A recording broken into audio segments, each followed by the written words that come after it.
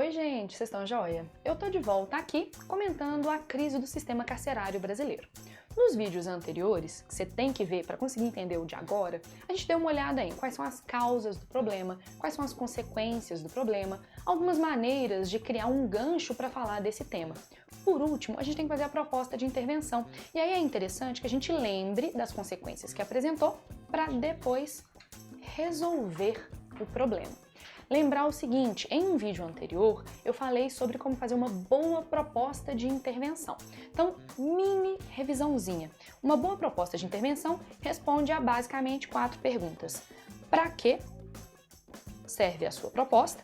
Ou seja, qual é o objetivo da sua proposta? Então, por exemplo, para ressocializar adequadamente os presos brasileiros, para reduzir a superlotação das prisões brasileiras, para garantir a reinclusão dos indivíduos na sociedade. Você vai me falar também o que vai ser feito. E esse vai ser um dos nossos focos agora. Eu vou focar muito nas ações. Eu preciso também do agente.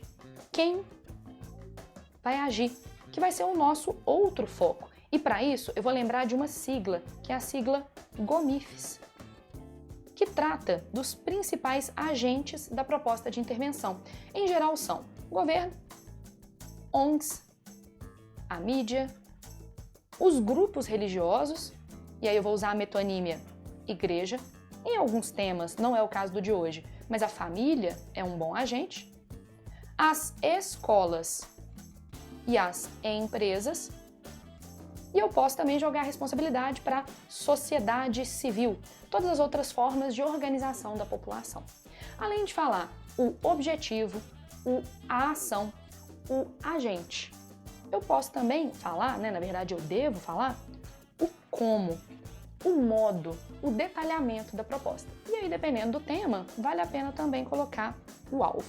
Como eu não quero aqui acabar com o tema, mastigar ele inteiro, eu quero dar umas ideias para a sua argumentação, eu vou me focar no que e no quem. Então, uma primeira proposta que eu pensaria seria uma proposta, por exemplo, para o governo federal. A gente pode pensar, por exemplo, que existe um ministério, que é o Ministério da Justiça. E se eu falei que a justiça brasileira é lenta, ela é morosa, eu posso falar da necessidade de uma reforma na justiça brasileira.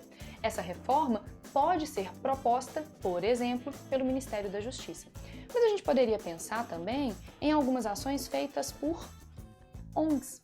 Por exemplo, um dos aspectos que faz com que a gente tenha uma alta taxa de reincidência no Brasil e, portanto, uma superlotação é a baixa ressocialização.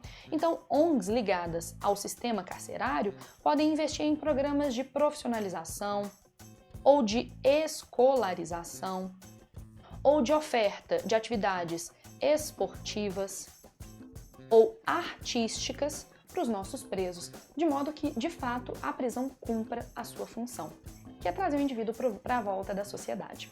Além da ação dessas ONGs, a gente pode pensar também que a justiça brasileira pode investir um pouquinho mais em penas alternativas. Nem todo mundo precisa estar preso, e quando eu invisto em penas alternativas e eu esvazio as prisões, eu dou um pouco mais de conforto e dignidade aos que ficam. Aí você pode me perguntar assim, ô Jana, o que é isso de pena alternativa? Por exemplo, trabalho compulsório, o trabalho em que eu coloco a pessoa para, de certa maneira, recompensar a sociedade, compensar, na verdade, a sociedade pelos seus erros. A gente pode pensar também nos regimes abertos e semiabertos. Então não é necessário apenas o encarceramento 100% do tempo. O incentivo a penas alternativas pode ajudar a resolver a questão. Além disso, a gente pode pensar que, às vezes, tem processos que estão parados, porque a justiça brasileira não dá conta. E a gente pode fazer o que algumas universidades, algumas faculdades de direito já fazem, que são mutirões universitários,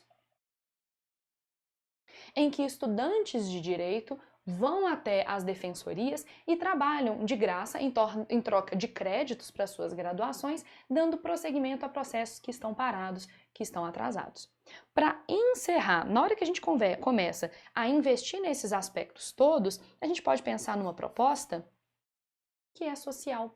É necessário que as pessoas entendam que os prisioneiros têm direitos como quaisquer outros seres humanos. e que aquela frase bandido bom é bandido morto não faz sentido numa sociedade que é democrática, cidadã e igualitária. Então, às vezes, a mídia pode investir em campanhas em que se mostrem as condições desumanas em que esses prisioneiros estão e que mostrem as histórias desses indivíduos, de modo que eles se recuperem e recuperem a humanidade, que é perdida não só dentro da prisão, mas que é perdida também devido ao preconceito da sociedade. Bom, a gente tem bastante argumento, a gente tem uma estrutura pronta no seu caderno, a gente tem uma estrutura que eu disponibilizei no link junto desse vídeo, acho que você consegue escrever agora. Portanto, vem 1000!